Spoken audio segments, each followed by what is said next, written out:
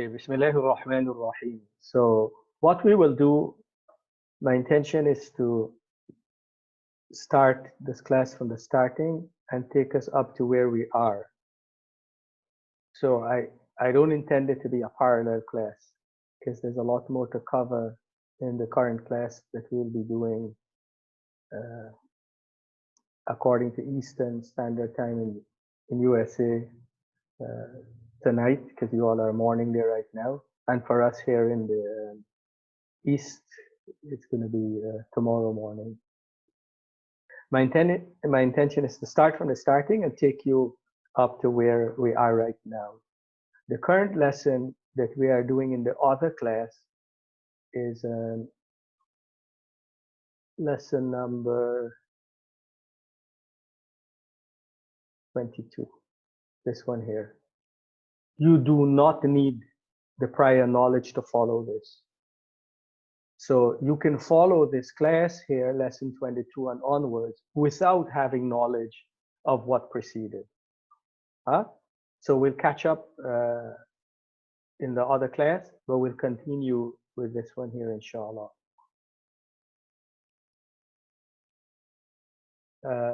So inshallah, we'll have both classes in parallel. What I was explaining, Ane, is that in the other class, which would be tonight for you guys and tomorrow morning for us, lesson number 22, you do not need knowledge of the prior classes, which means anybody can start here also.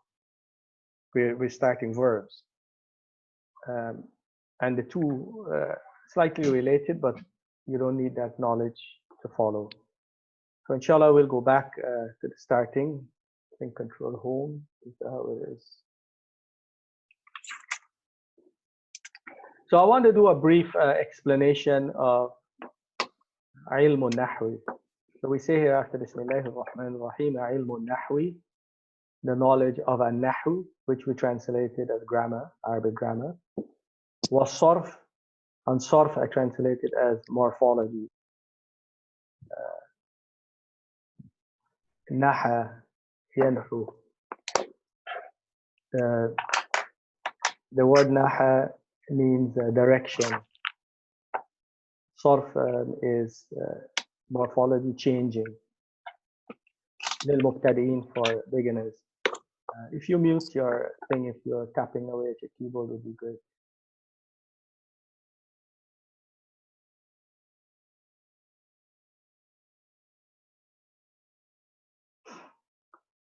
What is nahwu and what is a sarf? So I'll present a quick introduction to that. So we have here a sentence. This is a simple sentence. Nazartu. Nazartu means I looked. Ila is to. And masjidin is a masjid.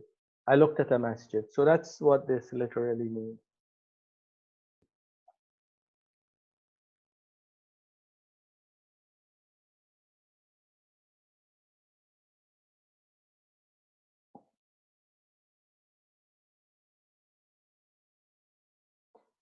For Arabic grammar concerns itself about the ending of the words in sentences. So an-nahwu does not look at the words independently. It looks at the words combined in a sentence. So if there is no sentence, then there's no grammar rules. So grammar, or an-nahwu, which we call ilm al-nahwu, concerns itself with each word in a sentence. If the word is not in a sentence, then grammar does not apply. So you must have what we call kalamun. Kalam means speech, and we'll define that in a second. It must be made up of a full sentence. Otherwise, Arabic grammar does not apply. And I'll explain that in a second. But let's look at ilm al-sarf to show you the difference, and then we'll come back to grammar. Ilm al-sarf look at each word independently. So for if we look at the word nazartu, I don't care if it's in a sentence or not when we're considering the structure of the word. So how was the word nadartu formed? That's all we concern ourselves with when we look at ilm al-sarf, this part here, ilm al-sarf. How was the word formed? So we look at the word nadartu, come from the word nadara, which means he looked. So let's take this word.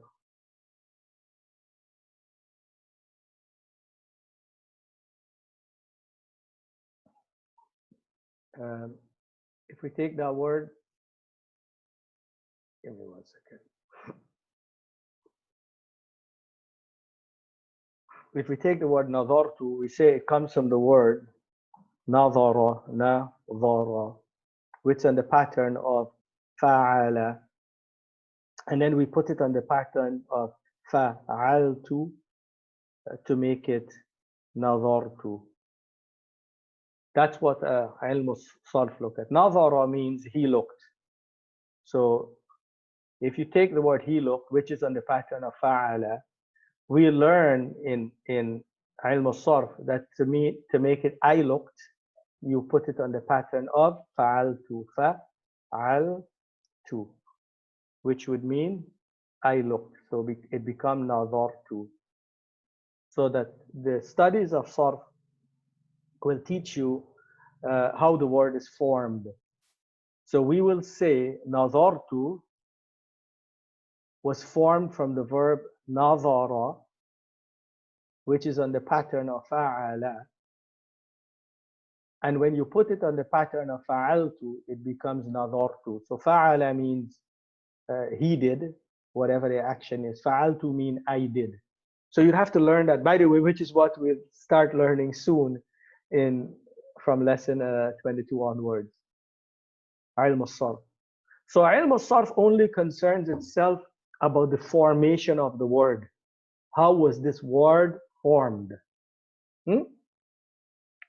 Whereas ilm al-nahr will look at the word in the context of the sentence. Let's take, for example, again, another word, the word ilah.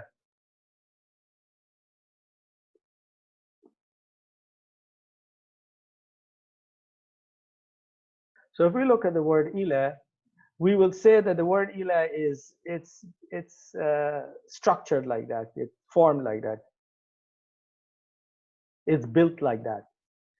There is no manipulation, so there's no soft. That word is structured, it's mabni.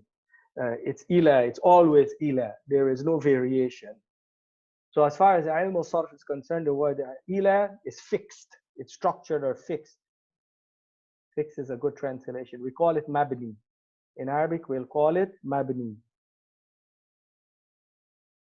We say the word is, it's structured like that, it's built like that, it's mabni.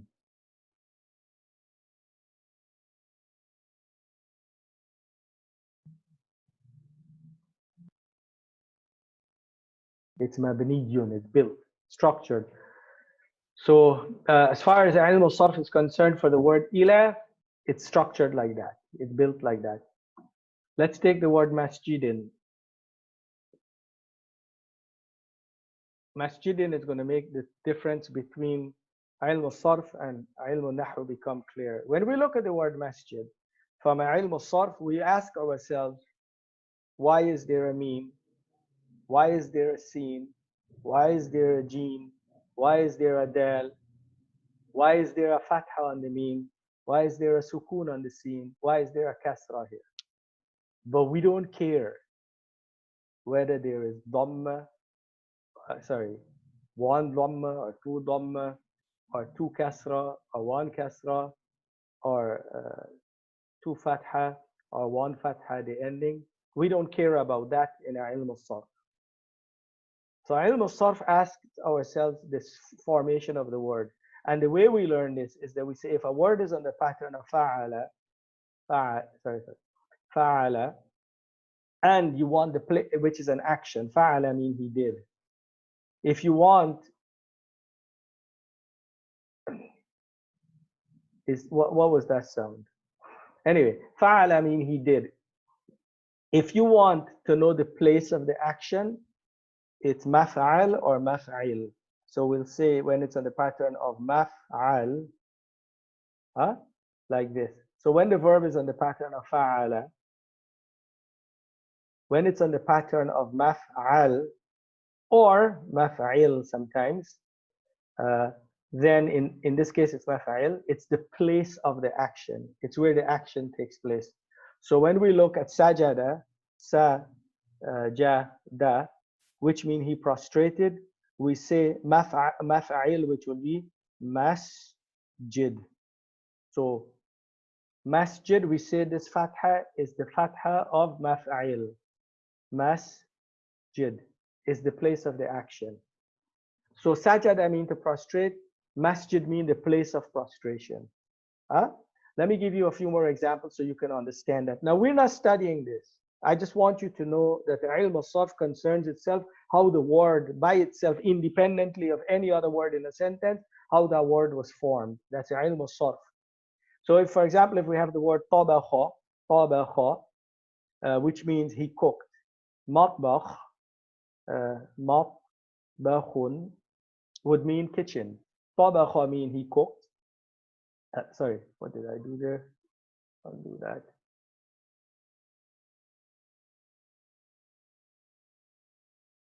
Tabakha mean he cooked.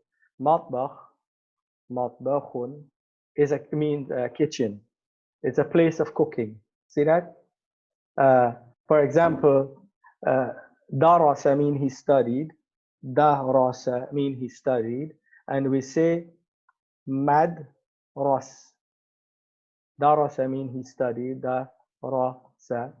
Madras would mean a place of studies. But then we make the word is feminine, so we throw in a ta. And it becomes madrasa.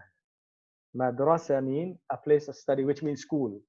So darasa mean he studied, madrasa means school. Tabakha mean he cooked, matbakh mean kitchen. Sajada mean he prostrated, masjid means place of prostration, mosque. That is ilm al-sarf.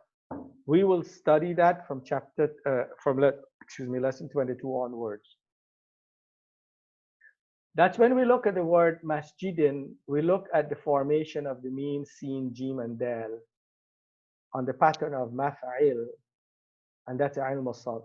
But why it has kasra in the ending is ilm al-nahw. See that? And why does it have kasra at the ending? And you know that? Yes, because of the ila. Because this is a preposition. Because it's harfu jar. Huh? And harfu jar, when you put it in front of ism, it becomes majroor. So this word is originally masjidun.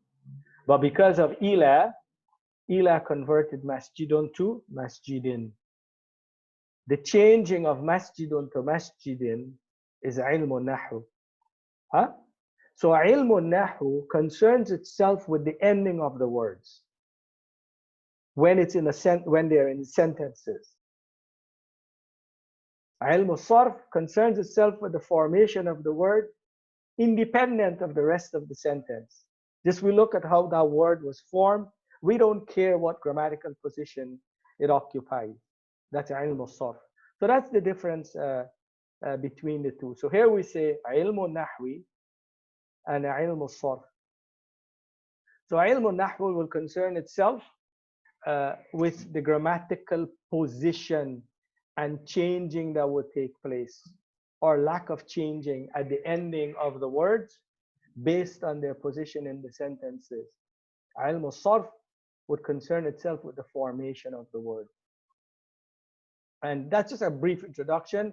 Now we will, these are the topics that we will be covering in this course.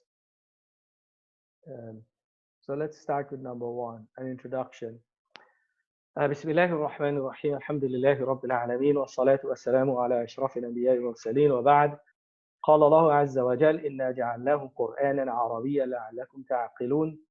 Allah says, Allah the exalted, the majestic said that we have made it an Arabic Quran, hoping that you comprehend.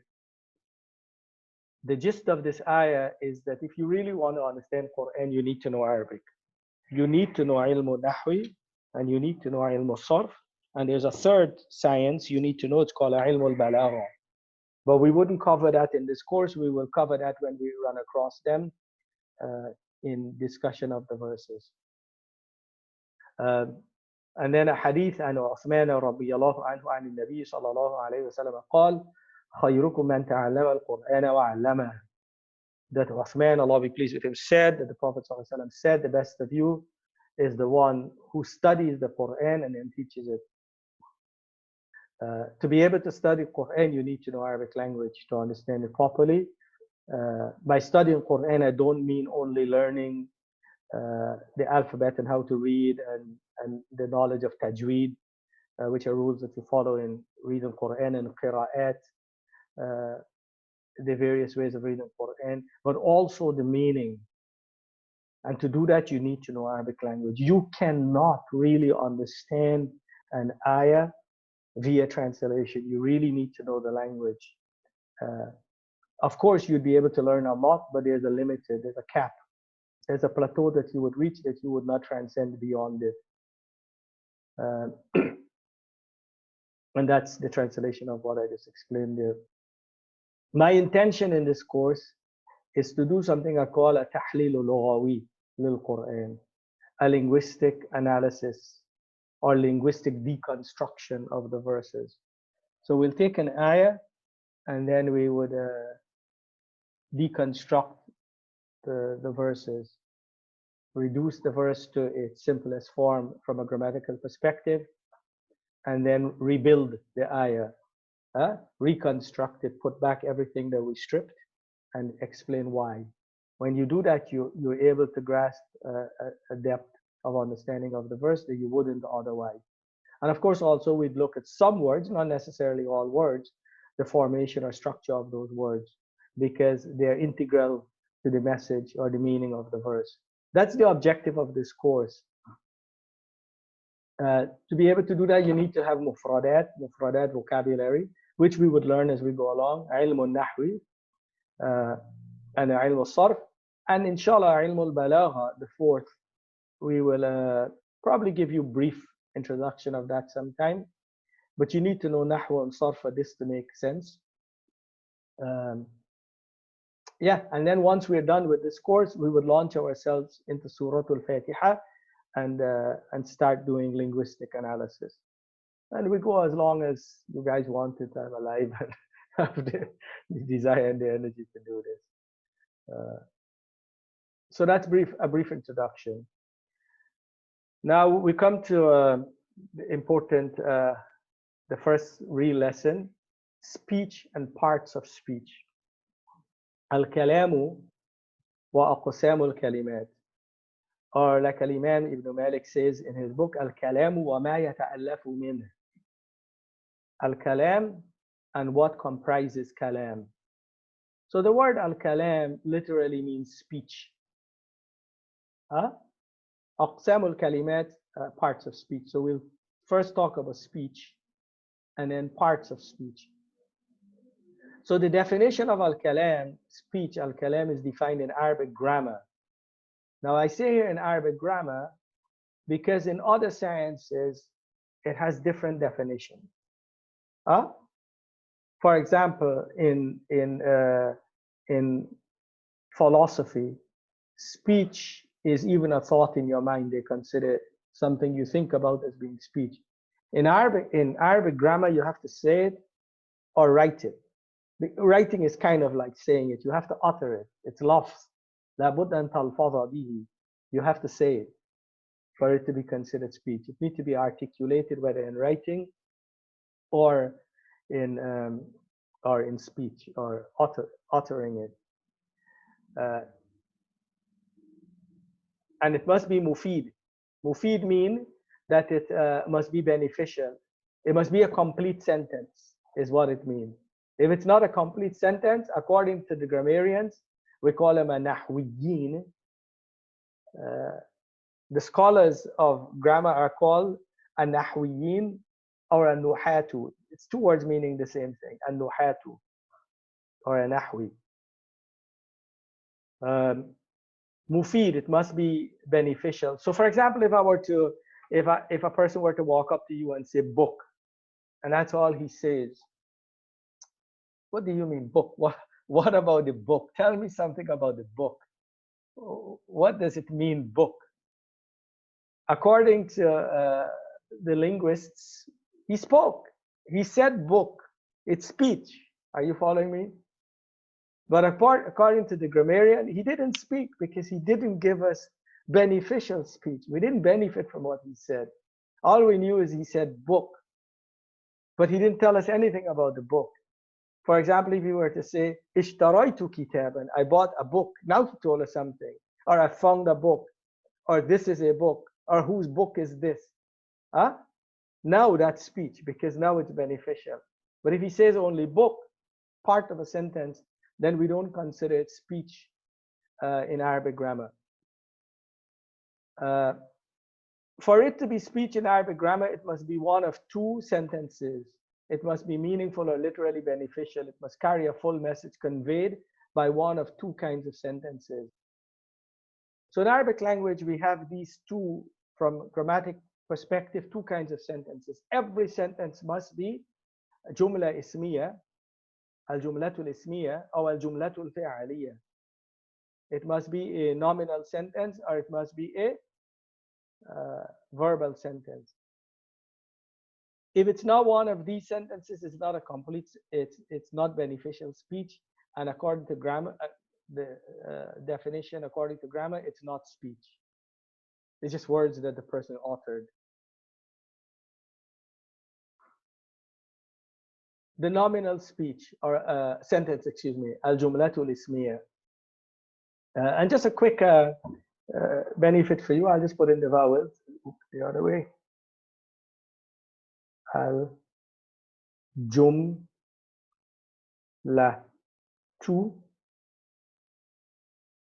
lismiya.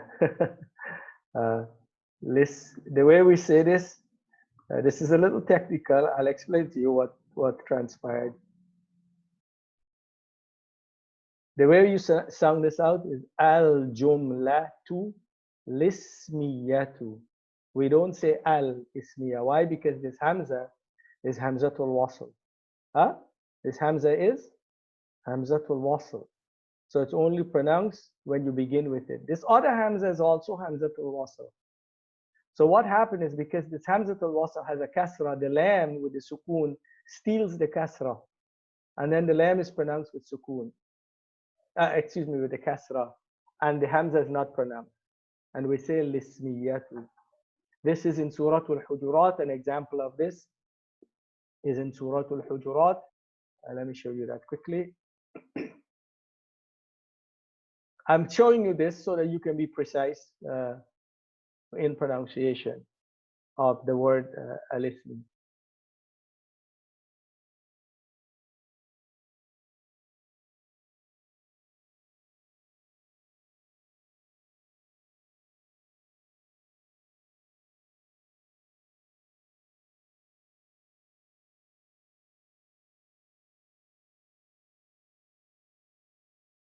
Allah says here, bi'sa, and the way we pronounce this, oh boy.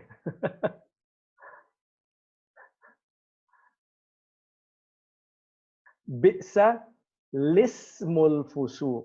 You do not say bi'sal ismul fusuq. Bi'sal, no, you don't say that. You say bi'sa lismul fusuq.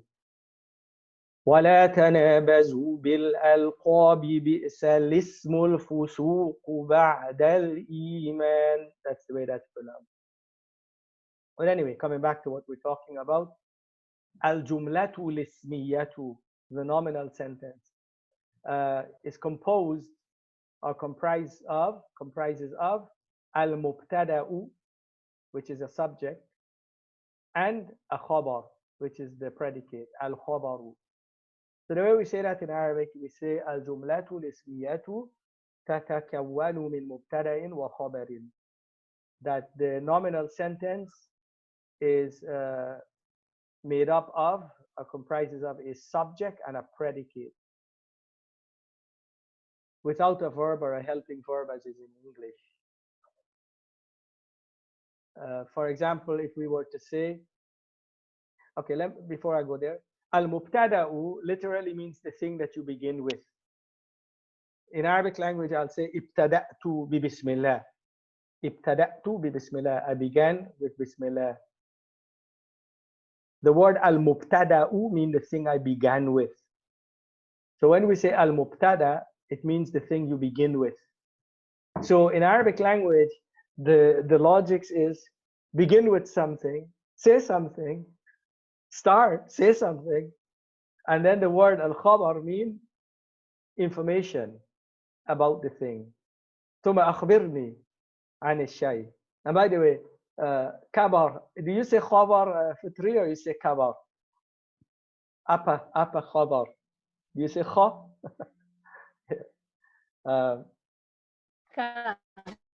Khabar. Okay. Apa khabar, which is from Arabic, by the way. That means how are you? I learned that in Indonesian. Apa khabar. Khabar means information.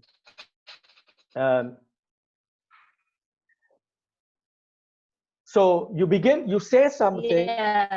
Yeah, there's a lot of. Yeah. How are you? So it's like. Yeah.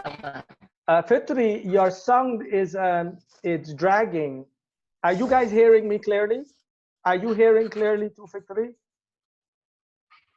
I am sure. Yeah, I don't know if it's because of your internet speed or something else. But when you spoke, the voice is dragging. Are you hearing me clearly?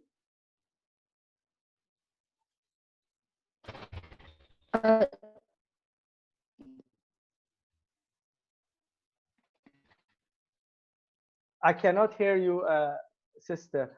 But anyway, I'll continue. So you say something, you begin, and then you say something about the thing that you began with. And that's it. It's a sentence. So if you were to say, for example, the book, al-kitabu, if we say in Arabic, al-kitabu, the book.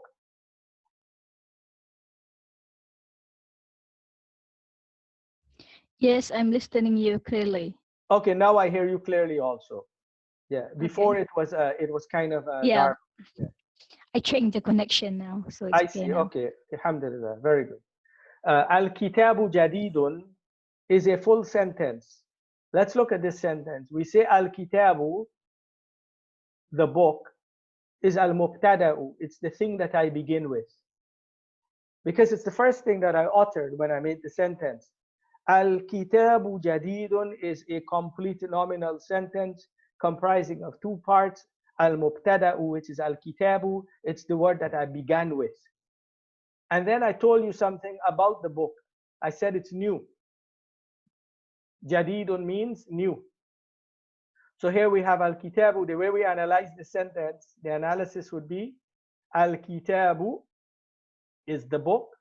Jadidun is al-kitabu is al-mubtada'u. Jadidun is al-khabar. And later on we'll analyze it. We'll say it's marfu'. You'll find out later what that means. Briefly what it means, or simply put, it has a dhamma, al-kitabu. And jadidun has dhamma also. Why? Because that's the default state, but we learn more about the i'rab as we proceed. For now, all you have to remember is that al-kitabu jadidun is made up of two parts. It's al-kitabu jadidun is jumla ismiya.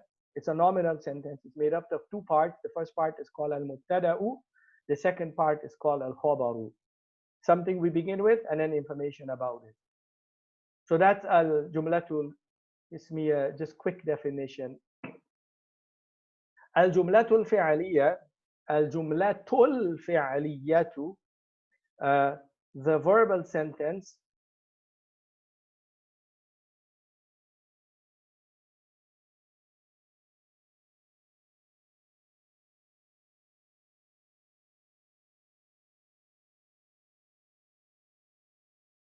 Al-jumlatul fi'aliyyatu is made up of two parts or three parts. or even more. It's made up of al-fi'lu, which is a verb, al-fi'lu, and it's made up of al-fa'ilu. That's the most basic. These two, the most basic. Al-fi'lu and al-fa'il. Let me explain that. So al-fi'lu means the verb, and al-fa'il means the subject or the doer, the actor, whoever did the action. If you think about it from a philosophical perspective, there cannot be an action without an actor. There can be no eating without an eater, or drinking without a drinker, or kicking without a kicker. You just don't have a kick floating around in the air. Huh? It must be attached to a foot. There must be a person doing the action. There's no writing without a writer. Huh? By the way, if you extend that logic, there's no creation without a creator. So the moment you use the word creation, hey, there's a creator. So if a person says he's atheist, say, do you believe there's a creation?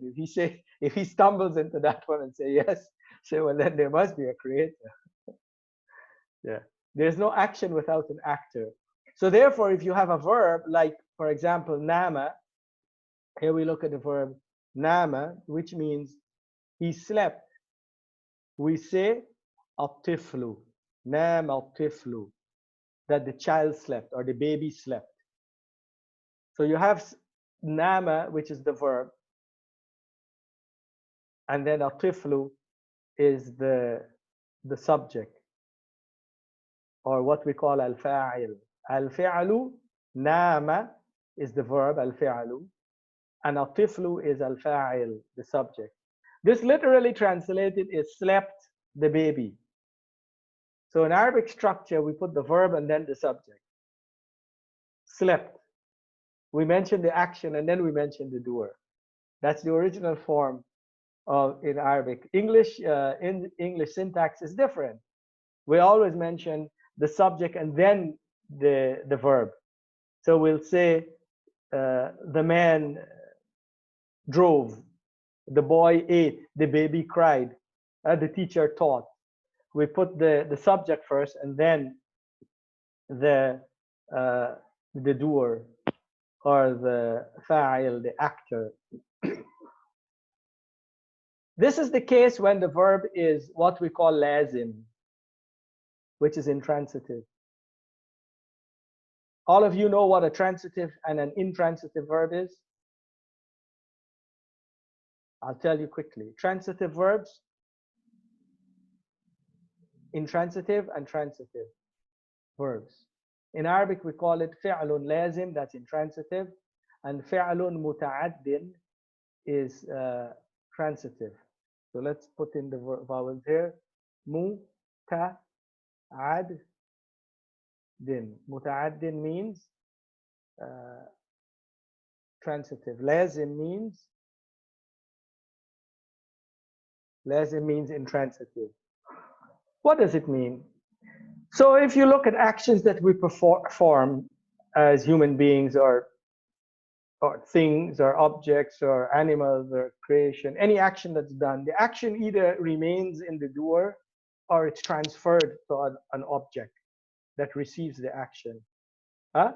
So if it remains within you, for example, if you say the baby slept, did the baby sleep someone or something? No. We can say the baby slept the night, but the night is not an object. The night is what we call ظرف الزمان. It tells us when the baby slept, not what he slept. So what, if you ask the question, what received the action, that's the object. Huh? Not when the action was performed, but what received the action. No one receives the sleeping. But let's say we say the boy drank the milk. Drank is the verb, shariba. The boy, which is al-waladu, shariba al-waladu, is the fa'il, the subject. And al-haliba is the object, it's what he drank, it's what received the drinking. You following me? So when there's an object, we say the verb has been transferred. So the verb is transitive. You need an object. You need a recipient for the action. That's a transitive verb. An intransitive verb remains in the doer or the subject. So if it is, we'll come back to this in details. In fact, tomorrow morning we'll talk about this, perhaps, inshallah. Tomorrow morning, my time, this evening, your time, in the other Arabic class. So if the verb is lazim, intransitive, you would only have al-fi'lu wal-fa'il. If the verb is muta'addin, you will have al-fi'lu, al-fa'il, and al-maf'ul bihi. Al-maf'ul bihi.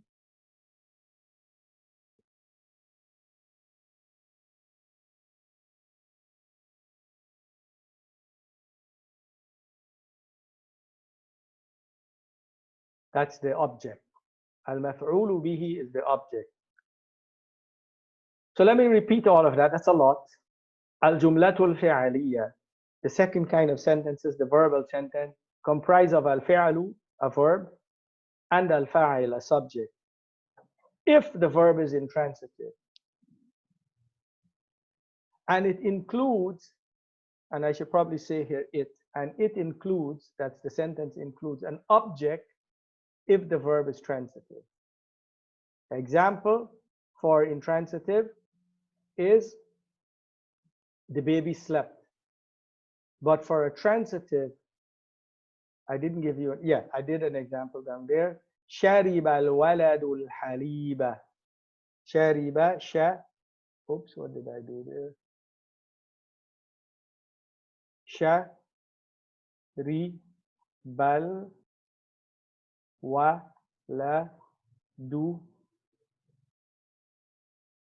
الحليب. The boy drank the milk. So this is الفعل شرب, الولد الفاعل, الحليب المفعول به. And we wouldn't do the i'rab, we just show you the structure of the sentence.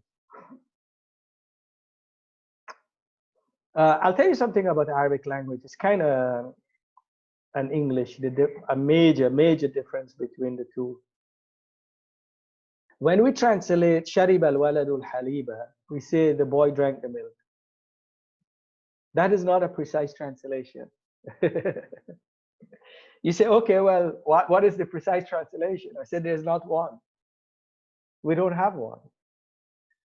I say, that's complicated. What's the difference?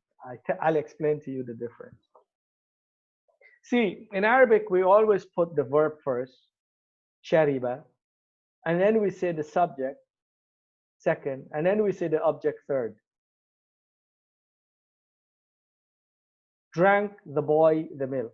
But if you say that in English, people would think you're nuts. Drank the boy the milk. We don't speak like that in English. The syntax does not match up. So what do? We take the subject and put it in front of the verb, the boy drank the milk. So we put the subject, the verb, and then the object. Well, when you do that in Arabic, the meaning changes. In Arabic, if you put the subject in front of the verb, it's a different meaning from the original form of the verb, the subject, the object. It means something completely different. When you say شرب الولد الحليب, we meant there was milk there and a boy drank the milk, or the boy drank the milk. If you say الولد شرب الحليب and you put the subject in front, what you're trying to tell the person, it's the boy who drank the milk, not the girl. That's what it means. The person understands a different thing. He understands that there were two people there, at least. There was a boy and a girl, and the boy drank the milk. So you're informing him of who drank the milk. You're not informing him that there was a boy and he drank milk. That's not what you're telling him. You're telling him there was a boy and a girl. It's implied. And the boy drank the milk. So when you say the boy drank the milk, he understands from that not other than the boy. Not the man, not the dog, not the girl, not the lady, not someone else. But that's not what it means originally in Arabic. So hence you cannot really translate it. And when it comes to interpreting Quran, that's actually extremely important. And we see that in Surah Al-Fatiha, but I don't want to, I digress too much. We will study that. This is also a part of the studies of Ilm al-Balagha. And we'll study that at its time.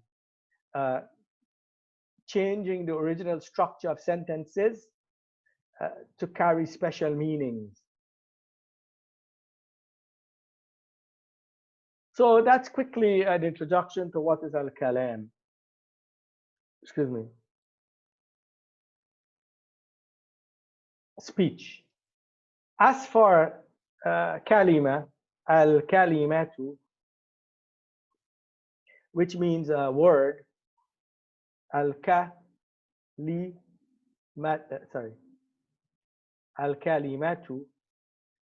which means the word. It means a part of speech, part of speech. So in English language, how many parts of speech we have?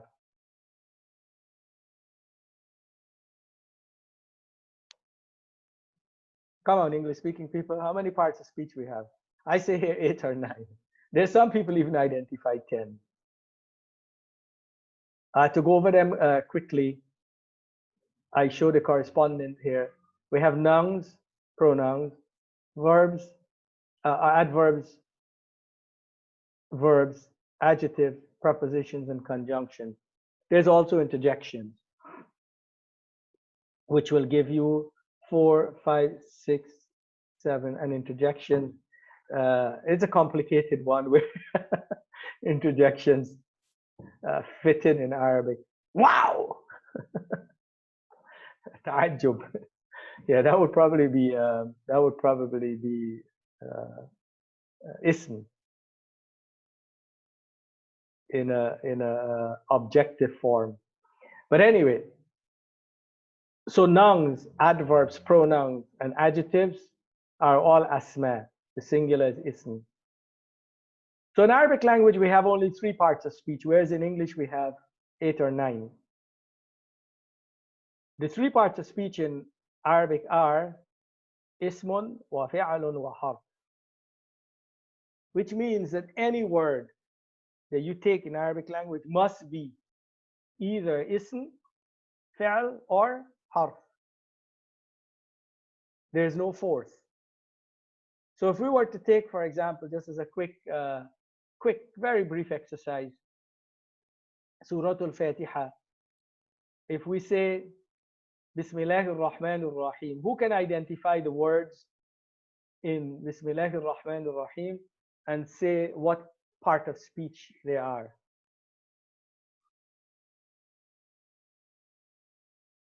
Anyone? That's not a rhetorical question. That's a question I was hoping somebody would say something.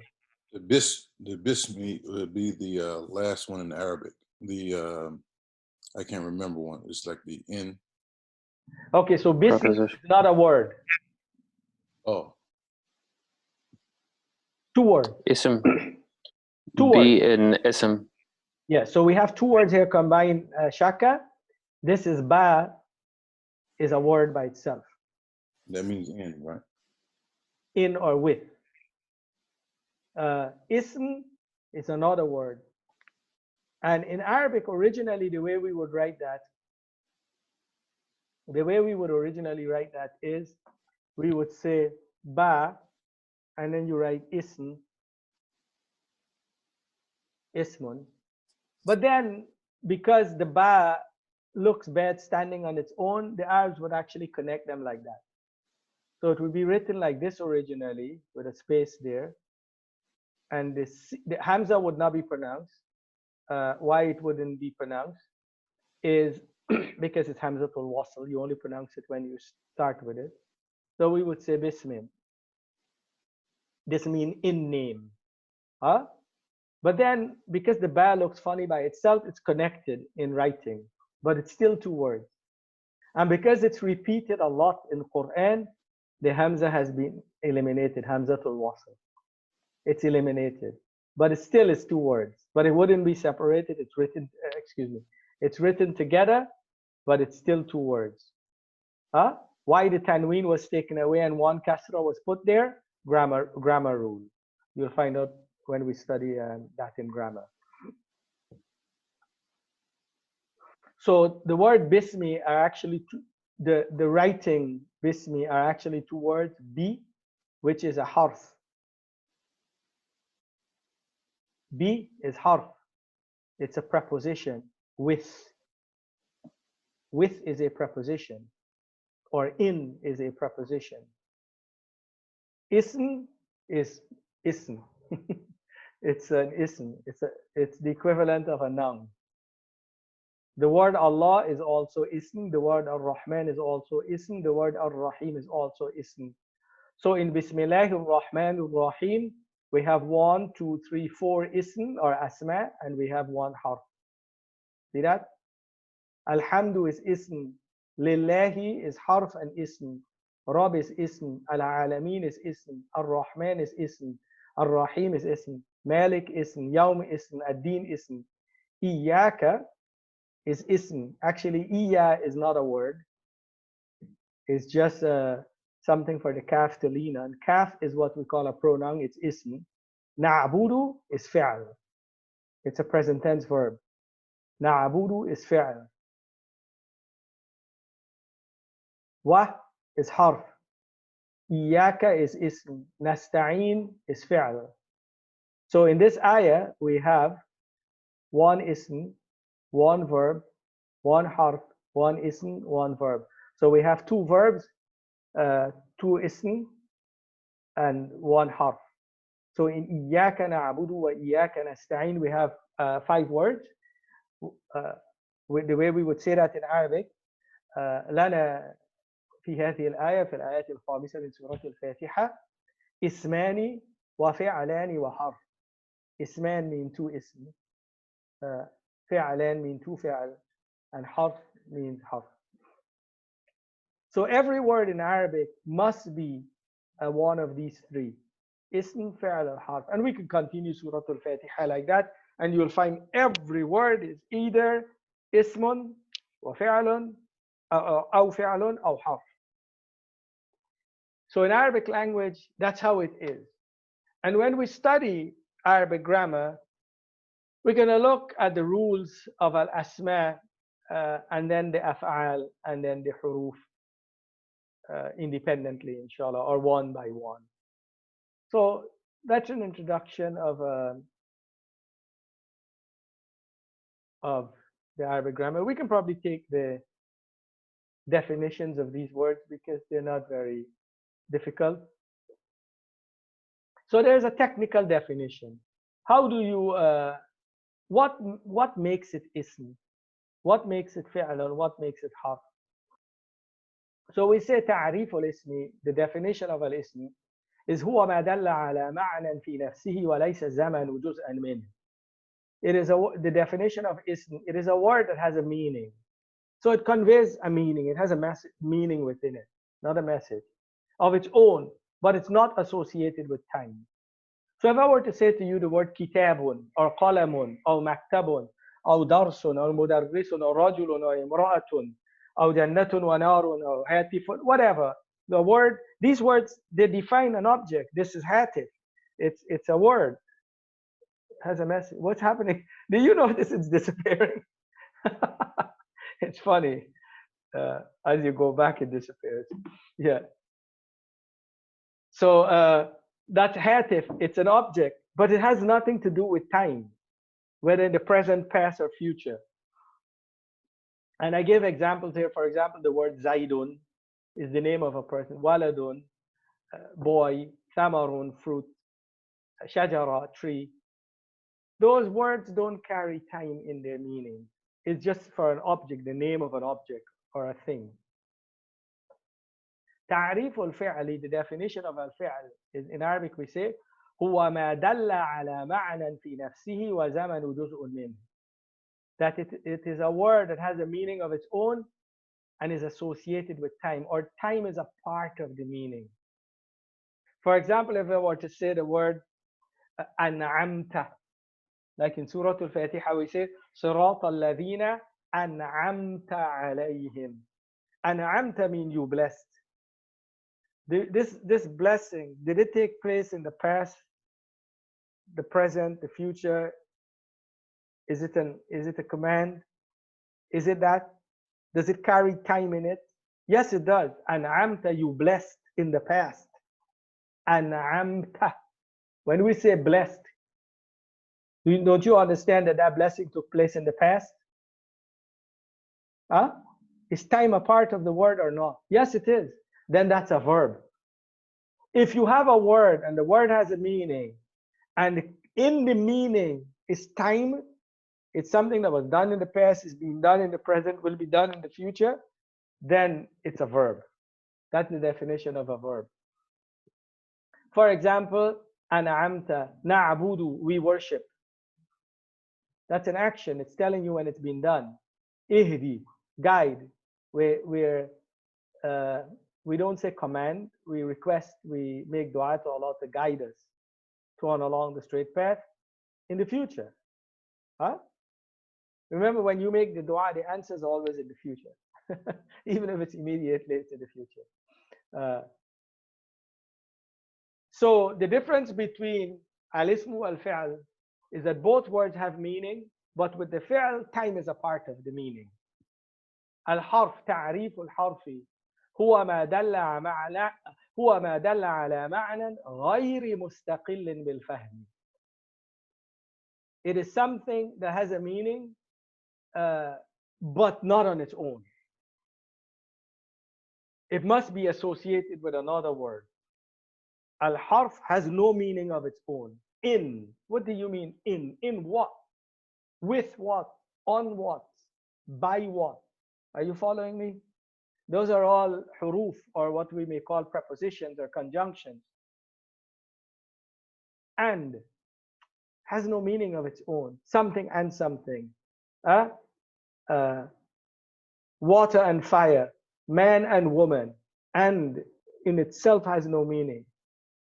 It has to be associated with other words. In the name of Allah. If you just say in, has no meaning. Lil, for Allah. If you say for by itself, for has no meaning, but for Allah has meaning. See that? So the huruf don't have meaning of their own. The asma and the af'al have meanings of their own. And the af'al also include time. That's the definition of these three parts of speech in Arabic language. And I think that's quite a mouthful. If you have questions, great. If not, we can stop here. Normally, I have a lot more energy and I can keep going. But as I'm talking and I'm thirsty and I went out walking today, I'm kind of dry. Any questions about this? Is there any part, I know, Ane, you went over this stuff before and we talked some of it, you understand it. What about you, Shaka? Is there any part you need more clarification? No, I'm following pretty good. It seems pretty straightforward. Sister Fitri, do you understand this lesson or you need clarification?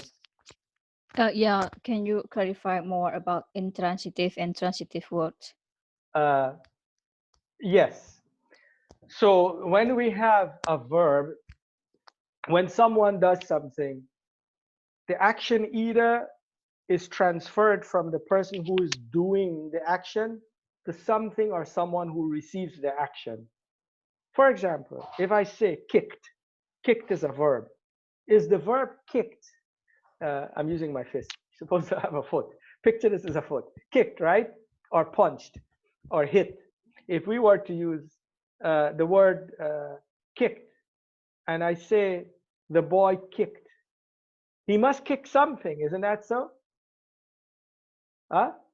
He kicked the air, he kicked the ball, he kicked the fence. So we say, let's use the example, the boy kicked the ball. The boy kicked the ball, right?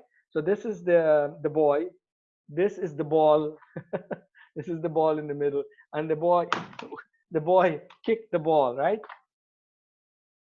So the ball received the action. The kick was transferred from the boy who is the subject, the doer, and the ball received the kick. It was kicked. So whenever you look at a verb, ask yourself the question, what received the action? If there is an answer, then the verb is transitive. If there is no answer, then the verb is intransitive. The baby slept. What did the baby sleep? The night? No, that's when he slept. Yeah. See that? That's when he slept.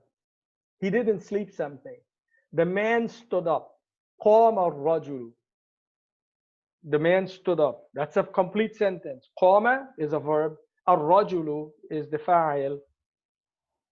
That's it. The sentence is complete. There's no need for an object. Do you stand something? Huh? If you stood up something, then that's a different verb. In Arabic, for example, قام means stood up, right? So this is the man, this phone here. I don't know why my phone is disappearing when I put it in front of the camera. So this here is a phone. Wow. I think it's because of the background, right? It's interesting. So if this is a phone and the phone is lying and we say the phone stood up on its own, we say قام الهاتف. Or if there's a man, we say قام الرجل. The man stood up. But if someone made him stand up, we say أقام. That's why when we do salah, we say أقام المقيم للصلاة. المقيم. The iqama make you stand up. Qama means stood up. Aqama means to make someone stand up. For example, if we were to say Aqama الرجل waladahu, the man made his boy, his son, stand up, or ibnahu.